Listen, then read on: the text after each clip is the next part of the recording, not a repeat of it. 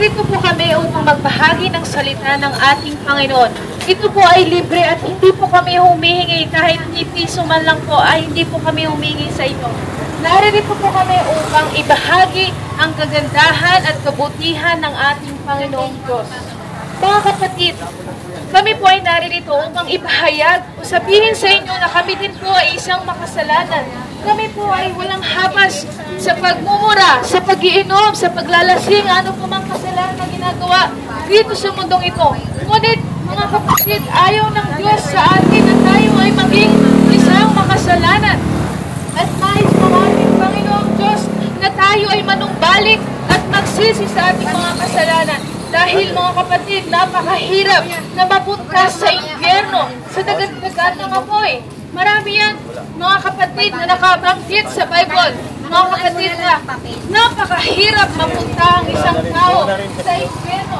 At hindi ginawa ng Diyos ang impyerno para sa mga tao. At ginawa ito para sa mga pauri ni Satanas. Mga kapatid, kung sinasabi mo kapag ikaw ay namatay, ikaw ay makakarating sa langit, mali tayo ng pag-iisip.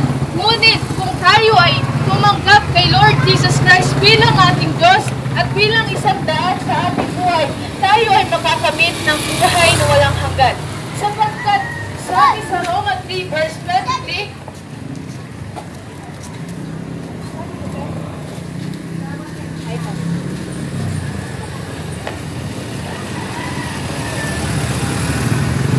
mga kapatid, napakahirap mapunta sa impyerno.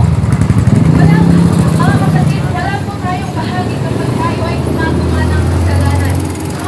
Nagpapasimuni kami, naging pagkakasalanan sa ating makasalanan. Pero sa tulong ng ating Panginoong Diyos, tinago niya ang aming pag-iisip. Nagtayo siya ng simbahan at napaka-importante sa ating buhay na meron tayong relasyon sa Kanya at hindi dapat tayo magsisi dito sa mundo sapagkat ang lahat ng naririto ay panandalian lamang. Pera, bahay, kotse, lahat ng naririto ay panandalian lamang at hindi ito ay panghabang buhay sapagkat gamitin natin ang buhay na walang hanggan na makakamit natin sa pagdating ng panahon kapag tinanggap natin si Lord Jesus Christ. Sabi ni Lord sa John 14 verse 6, siya ang daan at ang katotohanan at ang buhay. Walang makakapunta sa Kanya sa pamamagitan ni Lord Jesus Christ.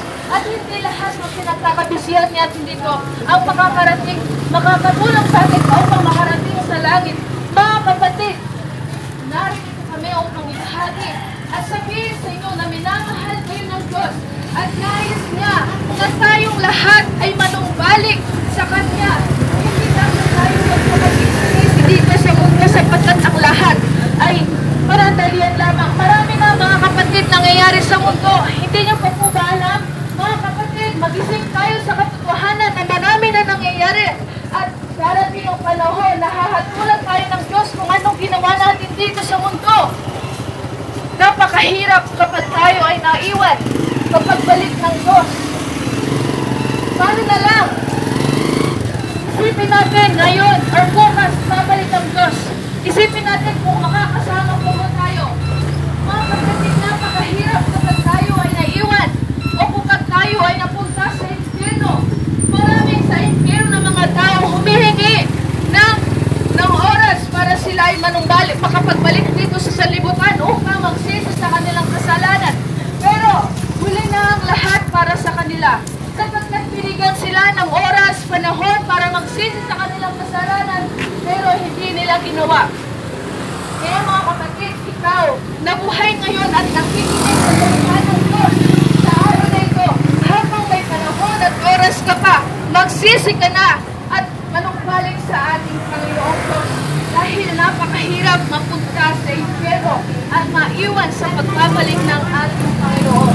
Maraming salamat sa inyo mga kapatid sa pakikinig ng salita ng Diyos. Nawa, isa buhay, isa isip natin na totoo pala ang impyerno at napakahirap mapunta sa impyerno at dapat hindi tayo maging busy sa pamumuhay dito sa lupa. Maraming salamat mga kapatid. God bless po.